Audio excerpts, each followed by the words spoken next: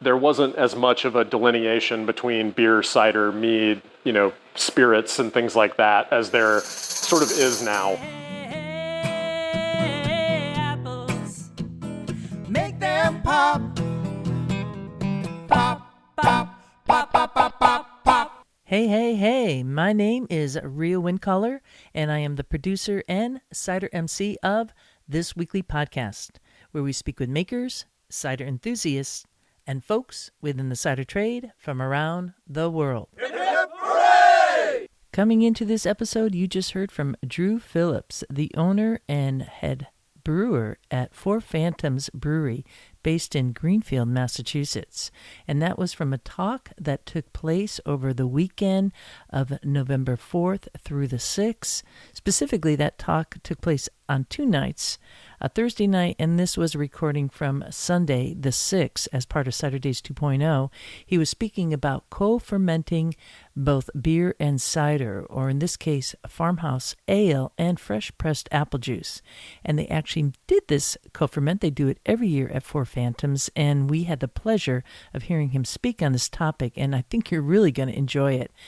I know I super enjoyed the co-ferment called Old Gods. It's 8% co-ferment of cider and beer that Four Phantoms has on tap. And if you're in the area, anywhere near Western Massachusetts, you might be lucky enough to get a glass of that.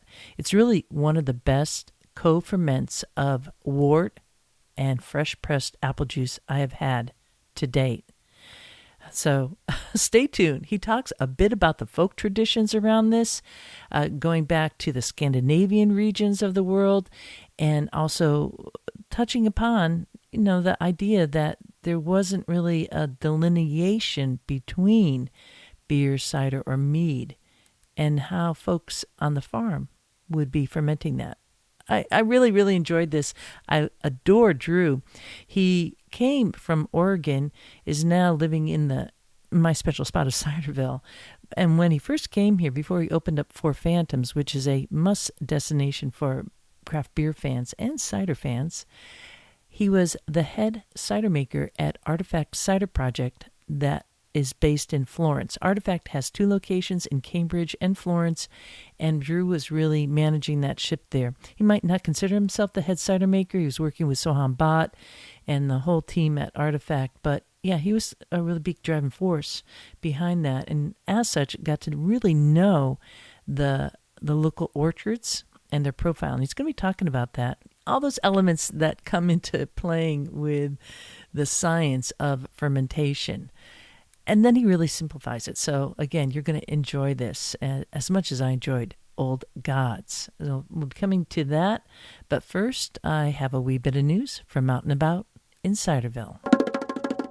This here episode is number 345. So we are now exactly 5 episodes from 350 archived episodes of Cider Chat. And wouldn't you know it, this week, as I was trying to upload this podcast, the ciderchat.com website just stopped working. I'm so glad it didn't happen 2 weeks ago over the huge CiderDays weekend. All those events that I was producing, I'm really glad that didn't happen. But, it's kind of a little bit of a wrench. But that does not stop the Cider Chat train. This episode is rolling out to you via all the different portals that it's attached to. So in the meanwhile, if you go to ciderchat.com, you just got to breathe into it, let it go as I kind of figure out behind the scenes.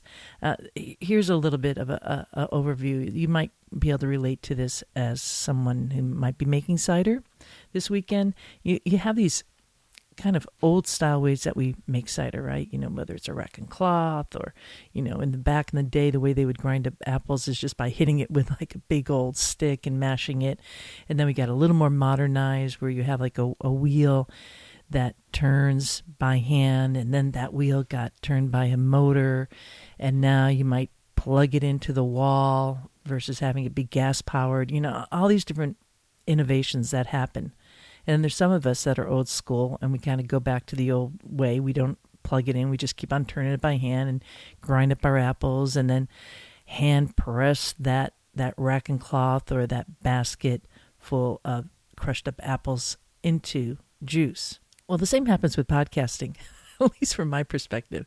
You're on a very limited budget, and I have been using the same theme and background script on my WordPress site forever, and somehow that's not working, which means there might be a lot of catching up to bring it up to snuff, which is something I've been hoping to do after what has been a real wild fall for me, but that's going to take a little bit of time, so hang in there with me.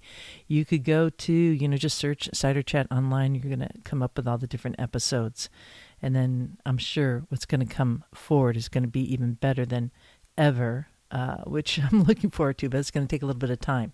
So that's that news there, in case you're going, what's going on? Do know all the different social media things are happening. I'm not sure what's going to happen to Twitter. That's just like a total crazy show for everyone in the world, hoping for sanity. But these are first world problems, right? I have running water in the house, and I have electricity, and I also have heat. And for that, I am thankful.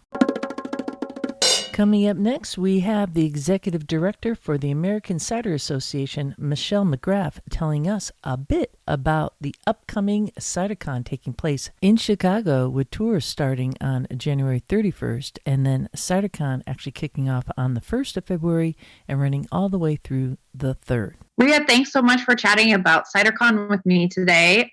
I want to highlight right off the bat that we're excited for the sessions to be longer this year. We think that is going to bring many more opportunities for networking, because the sessions will likely end around the hour mark, and then we've got a full hour and 15 minutes into the schedule. This is new. People may remember the sessions have been 45 minutes, 50 minutes for the past several years, and they felt too short. There were rich conversations happening, and those rich hallway conversations are one of the best things about CiderCon. So we wanted to enable more. So I just want people to know that new this year, the workshops are an hour and 15 minutes long.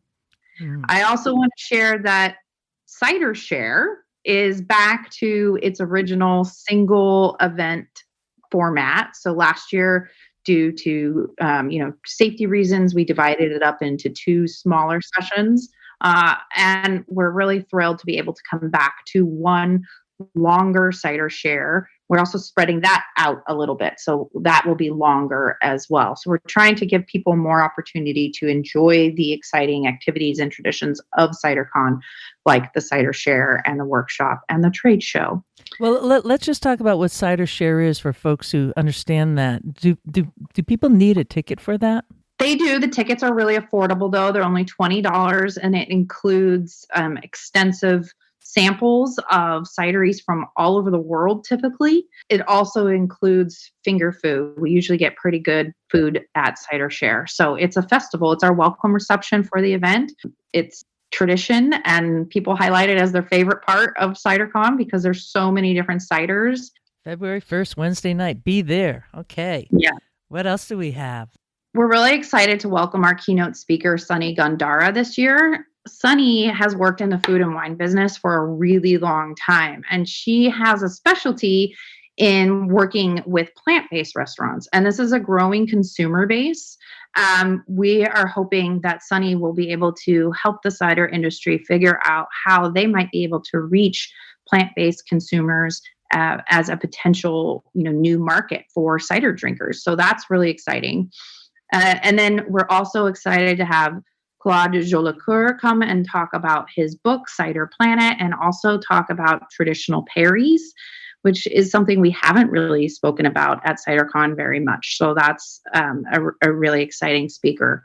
We also are working really hard to get representatives from retail operations at CiderCon this year, because we want to make sure that there's cider on the shelf at retail spots. So we're really, really excited that Mary Guyver from Whole Foods is coming and going to speak with cider makers about how do you get your cider on the shelf and how can you be represented at Whole Foods, and we'll have some other retail buyers as well.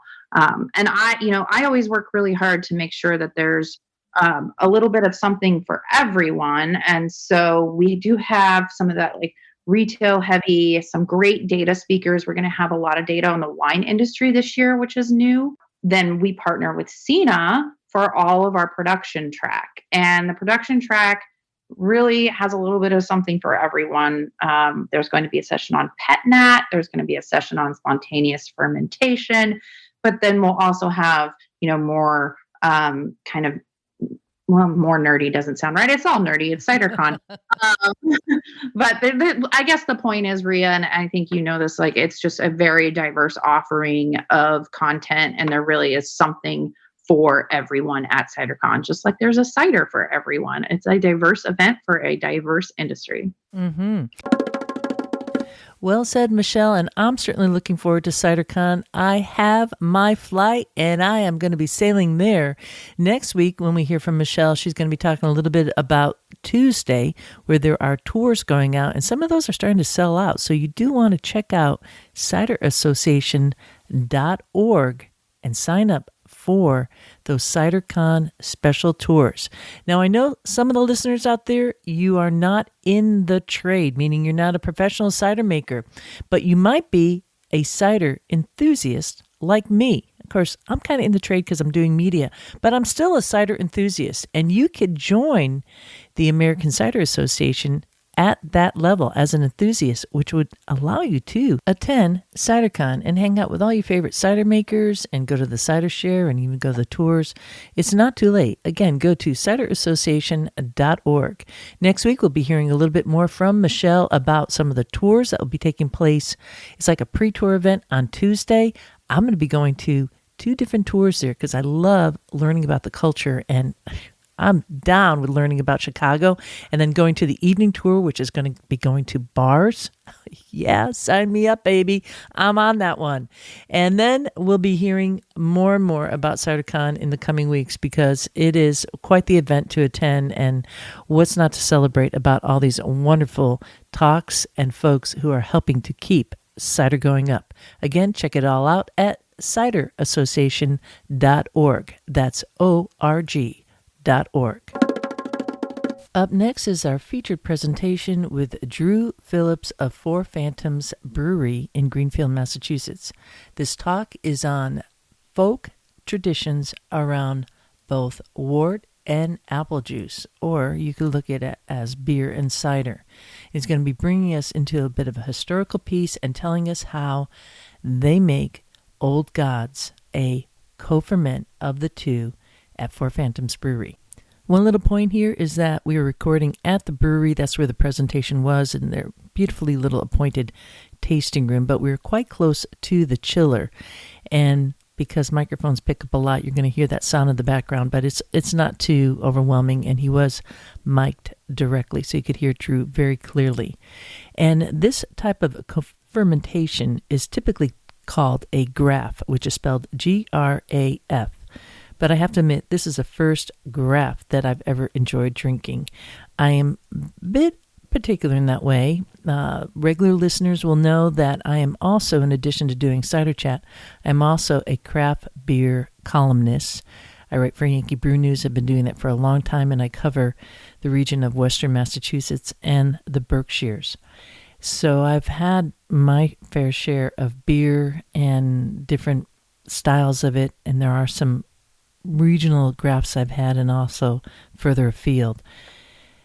I haven't had one as good as Old Gods, so that tells me a lot, and I hope that encourages you to head to Western Massachusetts and try to get some of this. So without further ado, let's all grab a glass and join this chat with Drew Phillips of Four Phantom Breweries in Greenfield, Massachusetts. Co-fermentation of beer and cider. We had 100 gallons of fresh-pressed McIntosh apple juice from Pine Hill Orchards up in Coleraine, unpasteurized. The whole thing was just fermented with the cultures that were in the apples. We'll go into exactly what those are, but it was a natural fermentation, no inoculation with lab yeast or anything like that. It's also a raw ale, the ale portion, so typical farmhouse style, Norwegian, Baltic Peninsula. It's pretty typical to not boil your wort. That's known as a raw ale. Also unhopped, like many farmhouse ales from those regions. So yeah, as you're drinking, just know that. We did do the beer portion by mashing in on a whole mash tun full of birch branches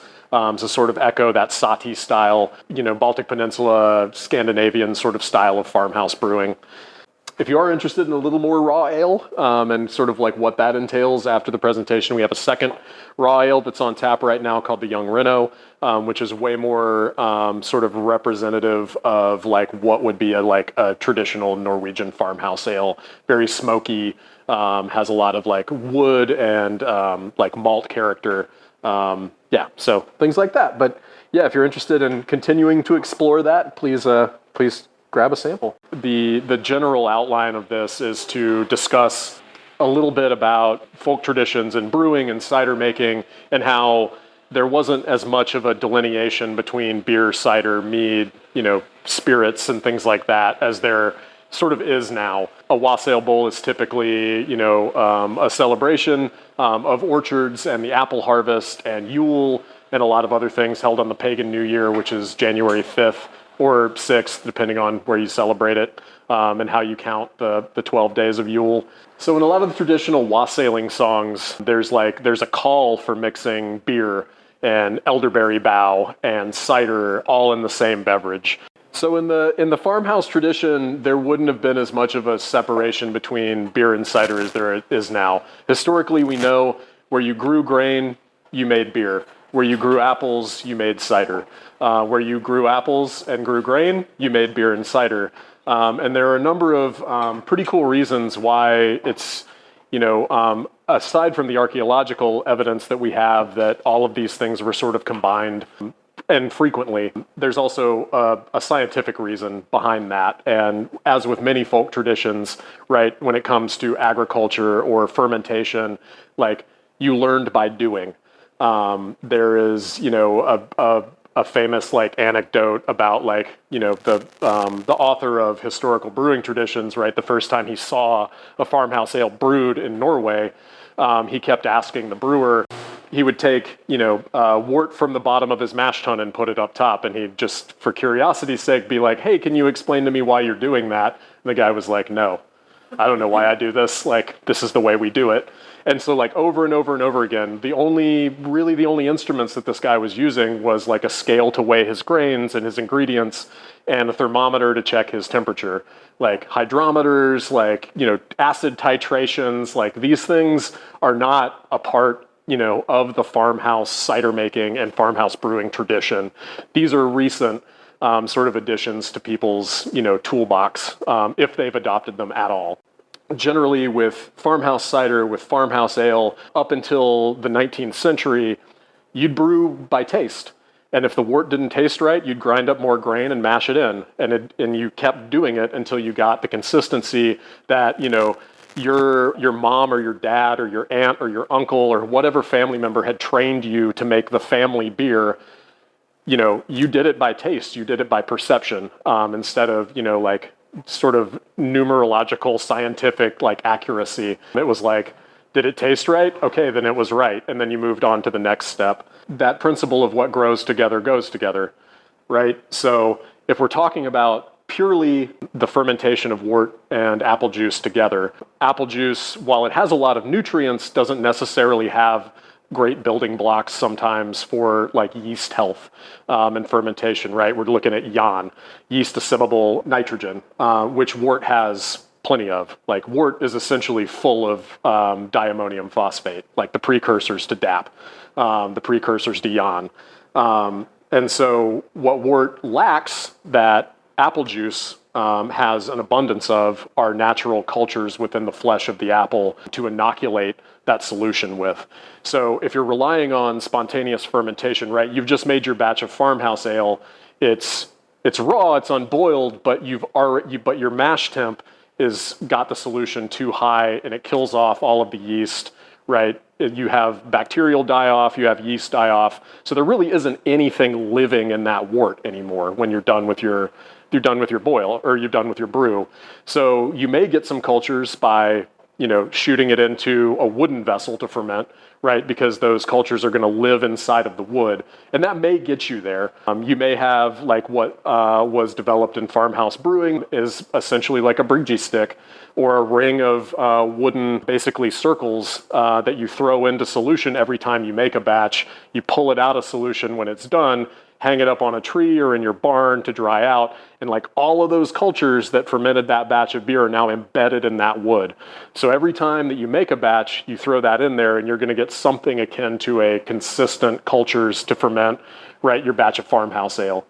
Cider makers don't have to, never had to really worry about this because their apples come like ready-made with all of these awesome cultures in it. The wort provides a plethora of nutrients that apple juice lacks.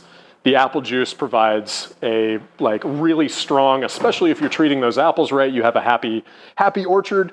You're going to get, and not only are you going to get those cultures, you're going to get consistent pitches.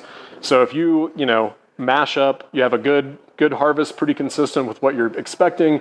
You press 5 gallons of apple juice and dump that into the beer you just made.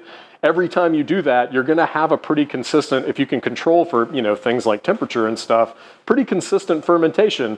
You're probably not going to have like really sour ale, right? You're going to have pretty clean fermented beverage there, as opposed to like sitting your wort outside and waiting for, things to drop into it that then begin fermentation. You're probably going to deal with a period of butyric acid, probably going to deal with a period of like Band-Aid flavors. It really is in your interest. It sort of makes sense that if you're getting consistent batches out of doing this one step, and we know this like passed down these folk traditions, right?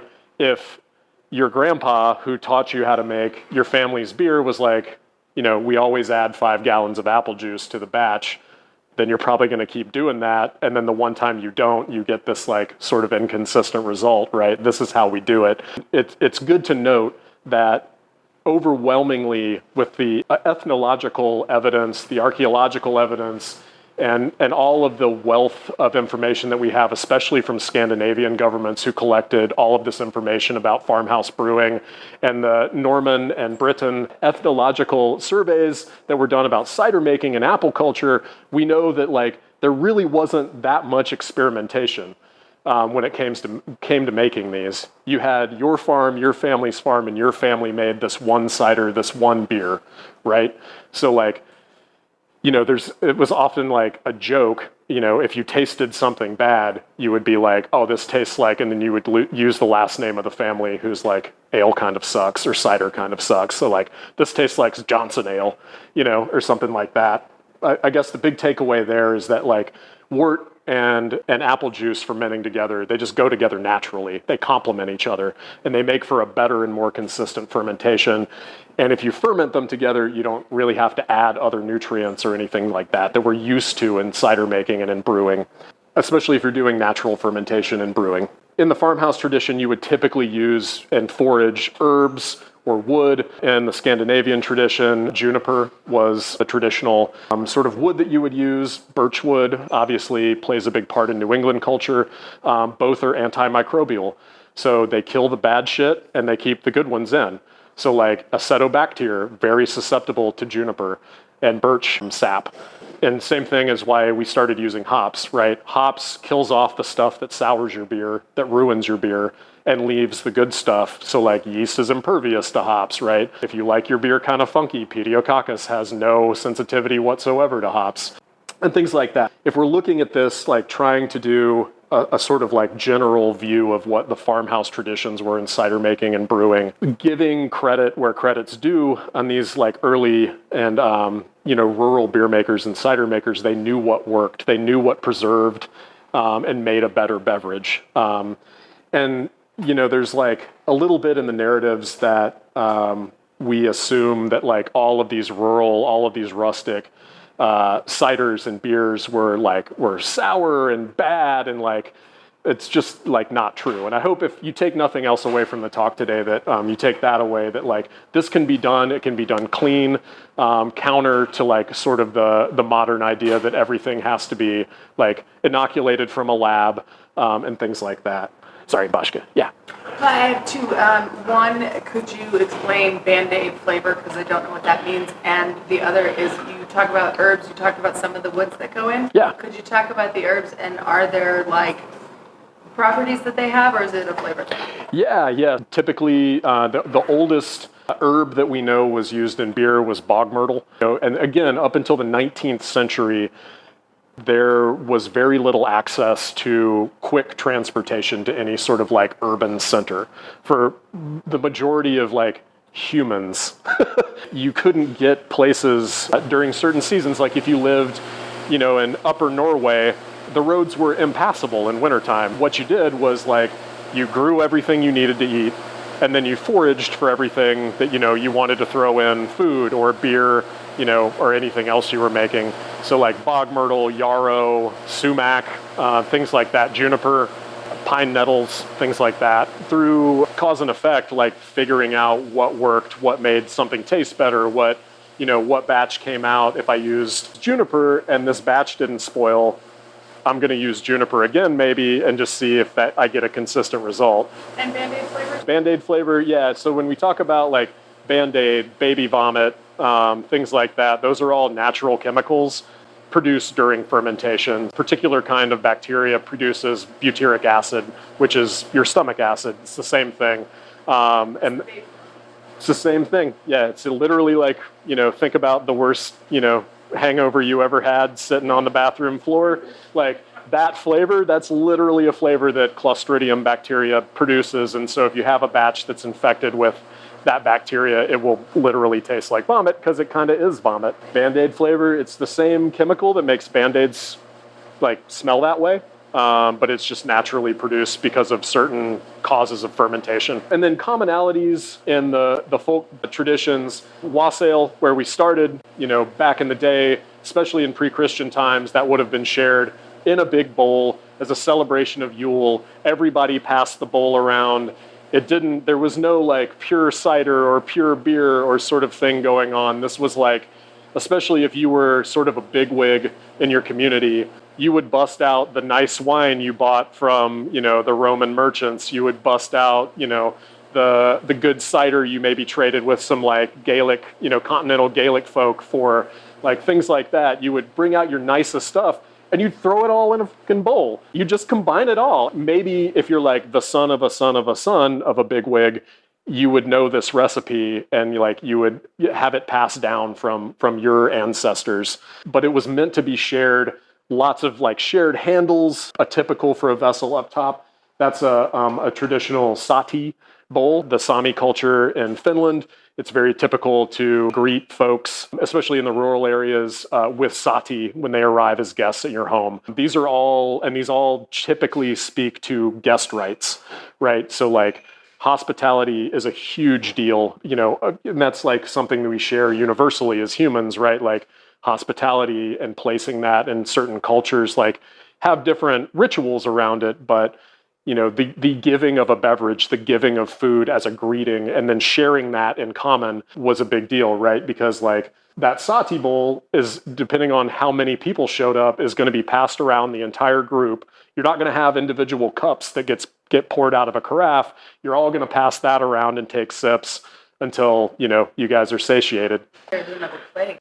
And well, that's the nice thing sometimes about alcohol, is that it can like kill off those little buggers. But yeah, generally, like in times, I've thought about that when I was doing this presentation, like, could we even do anything like this in the post like sort of COVID world? Like this tradition, which is so beautiful and so deep and so ancient in a lot of ways, is like, we have this whole period that we all just lived through that makes it so like, would you? It would be rude not to. Yeah, it would be rude not to accept it, but it's like, damn, man, in a post-COVID world, like sharing spit, it feels a little ickier, right? You can bring a straw.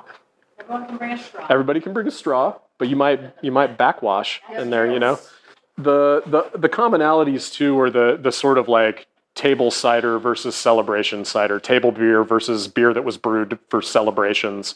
And you see this a lot, like cider is just a beverage, like, sort of like drinkability, maybe the last runnings of that batch you fermented, you like wash that apple must again and see if you can get some more juice out of it. Same thing with beer. There's a funny instance in Lithuania in the Middle Ages when urban centers really started to become a thing. In Lithuania, I forget the name of the city, but you would be taxed for your homebrew. You had to report your homebrew to the tax collectors. But there was one exception, and it was if there was a marriage, right? If you were celebrating a wedding, you could make one big batch of beer, and it could be as strong as you wanted it to be, totally tax-free. So like this was used as like a loophole to brew beer to like, you not only do you get people married off, but then like you make some beer, you make enough for the wedding party, and then you put some aside because that was your tax-free beer. See similar instances and again like the north of France and English culture, cider growing cultures where it's a celebration beverage. Like the stronger stuff, the nicer stuff, the shit you put away, that's what you bust out when your daughter gets married. That's what when your nephew gets married and you're the sort of like bigwig of the community, you host that party and you bust out your nicest cider from your orchard for that. It's stronger. It's meant to be an intoxicant. It's not meant to be an everyday beverage. Same thing with beer. The stronger stuff is always meant for special occasions, whereas the weaker stuff is like everyday consumption. One just specific example that I wanted to highlight: the Gotland burial sites were a sort of treasure trove of learning about Viking age and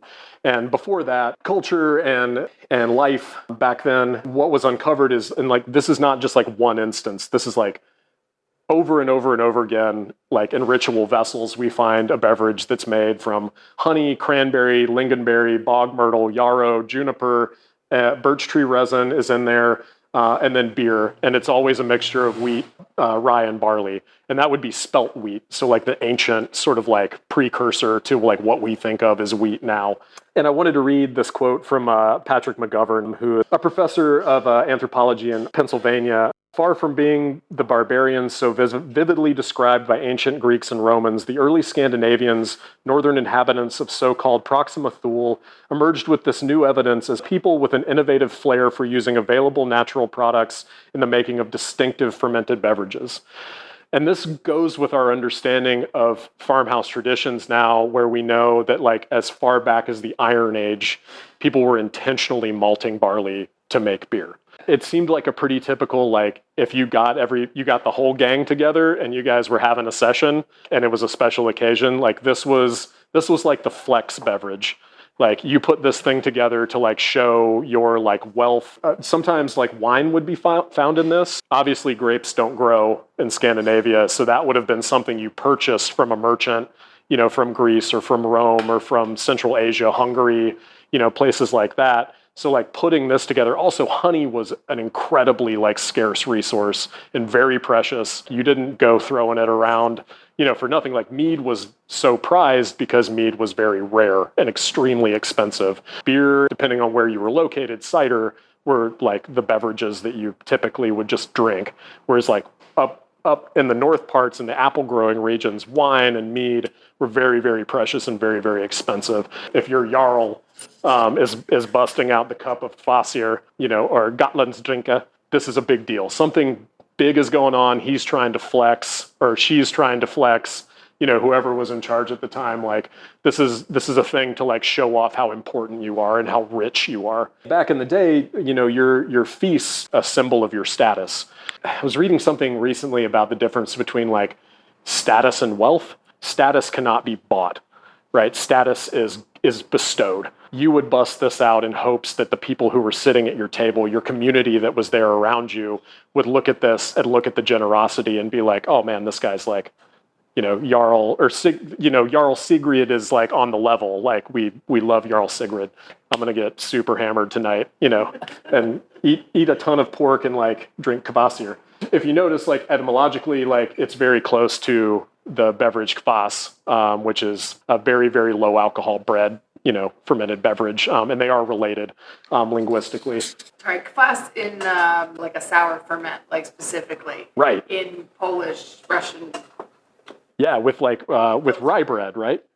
Yeah, exactly. So kvass, it's something that like the Polish, I'm sorry, Yeah, no, go ahead. But like I forgot you spoke Polish. well, but like more than that, I do the Polish tradition. So like kvass is made out of beets for the holidays. It's like a Yeah. 3-week process with bread sitting in beets. Yeah, so right. So it's related to that. Yeah, so again, like rituals, like the family's coming together, right? And you're making a beverage for like a special occasion, right? Yeah. Yeah, thank you. No, thank you. They were just talking about kvass. K-V-A-S. But I just wanted to, sort of point out when we engage in these traditions still, and when we all get together for Thanksgiving and we're drinking wine, beer, cider, and spirits and stuff, we're sort of like engaging in this echo from the past.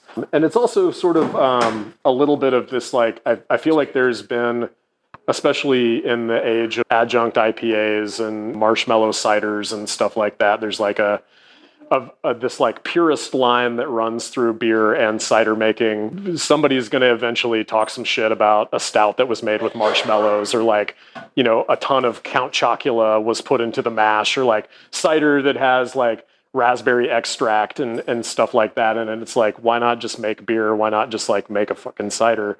If we've learned anything from like, the evidence that we've found is that like people have been mixing weird shit together to make beverages for a really long time. And even though like we live in this sort of like industrialized, the present time that we're in, where, like things are bought instead of made, at home, they're still doing kind of the same thing that everybody was doing back in the day. Whenever I hear, someone specifically call out that sort of thing, it's like, well, the two things don't have to exist in one or the other. It's like, people can enjoy both.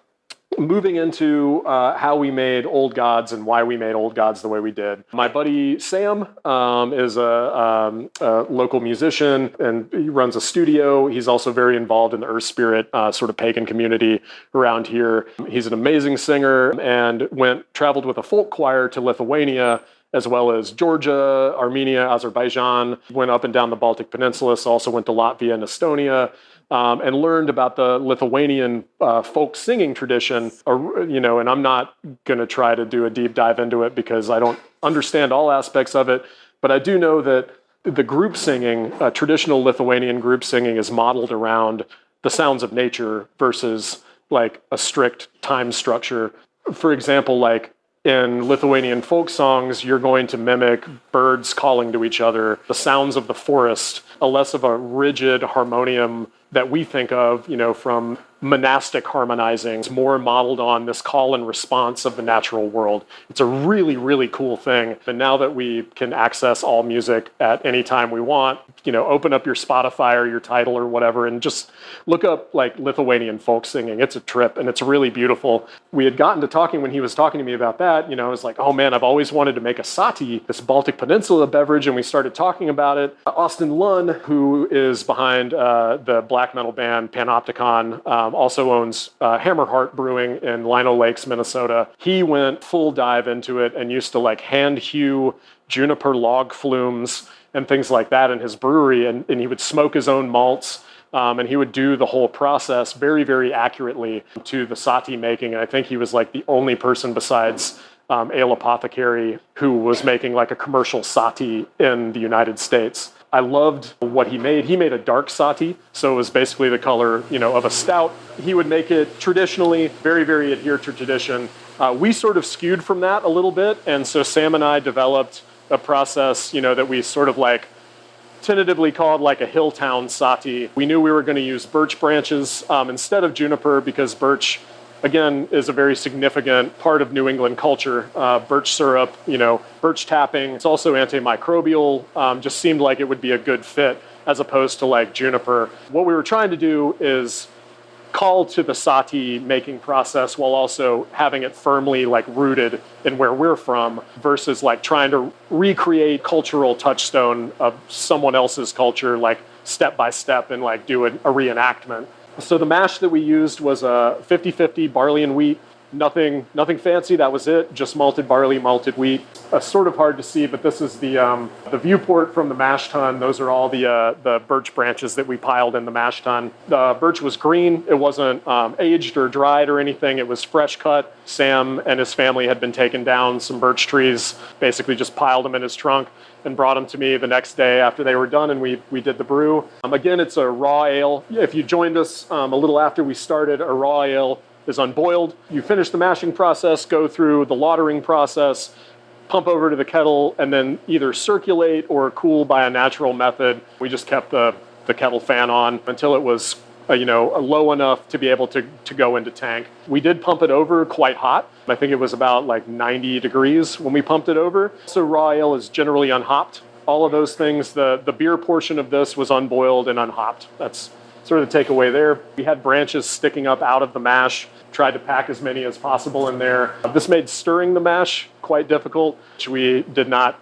sort of like factor in when we were thinking about this, but eventually all the branches kind of like melded into this one sort of like circular thing. And so when we stirred the mash, the whole like branch mass would like sort of circulate with it. So it became like pretty cool and fun after a moment of like sheer terror, being like, I don't know what I'm going to do if we get like, dough balls in here. Like I can't actually stir this mash, but it all worked out, which is nice. After the beer had been pumped over into the fermentation tank, we pumped 100 gallons of unpasteurized McIntosh fresh pressed apple juice from Pine Hill Orchards right up in Coleraine. I made a lot of cider with their apples when I was the cider maker for Artifact. I know their culture really, really well that comes from their apples. Their press is also pretty interesting because due to the wooden components of it, it's probably consistently picking up cultures from other orchards as well.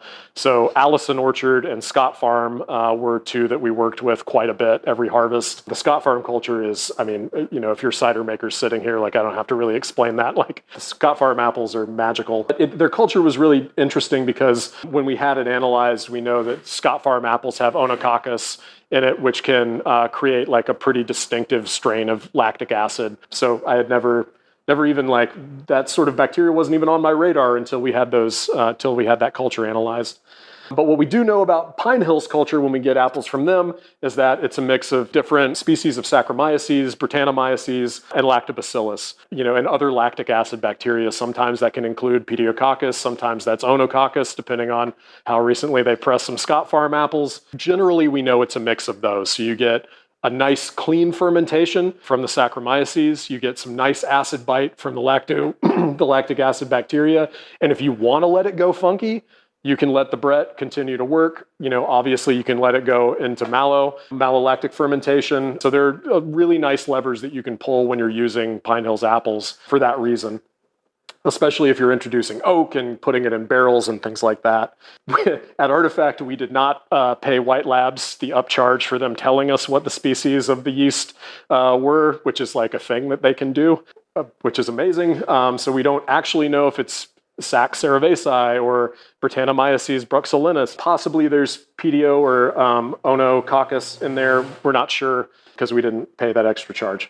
But basically, that's what we have. That was Old Gods. The Pine Hill culture is already a very, very strong, easy fermenting culture, especially when you get it, in the fall when the apples are still fresh. When you introduce it to the wort and the precursors of that yan, it took off like a rocket. I think it was down to terminal gravity in, maybe 4 days.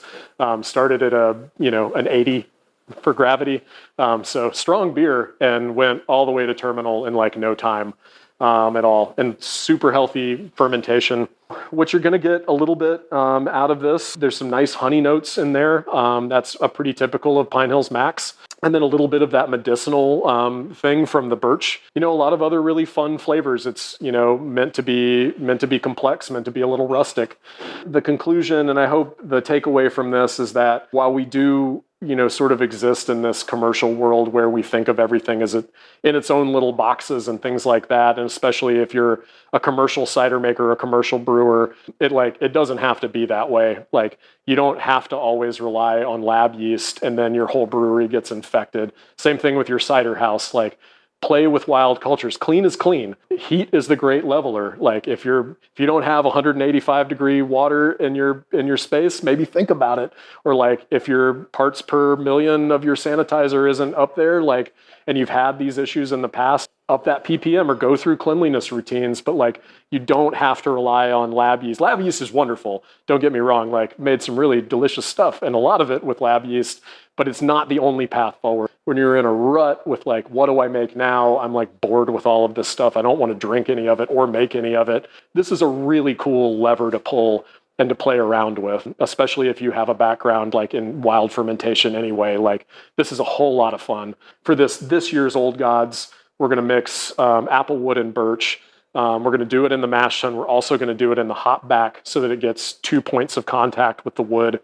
And then we're going to smoke our own malt. We're going to go to Sam's little homestead where, he's got all that wood. We're going to mix it together, lay out the grain. And it's only going to be about 2 pounds of grain for, a 200 pound mash. A little goes a long way with smoked malt. What's wonderful is we've now started this tradition where we're going to brew this thing every year. We're going to vary it every year, sort of unlike a farmhouse ale. We're going to make different beers every year. Thanks so much for coming to the talk. Appreciate it. Yeah, thanks so much.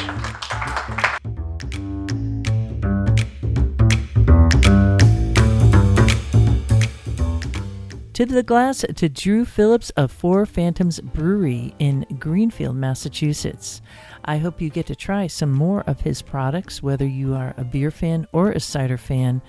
The Old Gods it really fits the ticket, and I don't think this is going to be the last time we see it. I think this is a yearly event for them to do this, and they're always thinking out of the box. It's super exciting for me from my perspective as a beer writer and a cider podcaster and a fan of both, that these worlds are crossing. And I loved how he made mention that really, there's no argument. Beer, mead, and cider has been working in concert since way before any of us have been around. So that gives me hope that if they could get along, we can all get along too. And with that, I'm going to leave you here. This is Rio in Color, signing off for now. Looking forward to seeing you in Ciderville. We like cider, we like ponds, we love orchards and having fun. There is a reason why we do it like this. Oh yes there is. There is a reason why we do it like this. Oh yes there is. There is a reason why we drink it like this. Oh yes there is a reason. We like walking through the orchards, dancing in the streets, smelling all the blossoms, kicking up our feet. We like cider, we like ponds, we like orchards, having some fun. There is a reason why we do it like this. Oh yes there is. There is a reason why we do it like this. Oh yes there is. There is a reason why we drink it like this. Oh yes there is. There is a reason. We like walking through the orchards, dancing in the streets, smelling all the blossoms, kicking up our feet. Oh yeah. We like cider. Oh yes we do. We like ponds. Oh yes we do. We love orchards, having some fun. There is a reason why we do it like this. Ba-da-da-dum. There is a reason why we do it like this. Ba-da-da-dum. There is a reason why we drink it like this. Ba-da-da-dum. Ba-da-da-dum. We like walking down the orchards, dancing in the streets, smelling all the blossoms, kicking up our feet. Oh yeah. We like cider. Ba-da-da-dum. We like ponds. Oh yes we do. We like orchards, having some fun.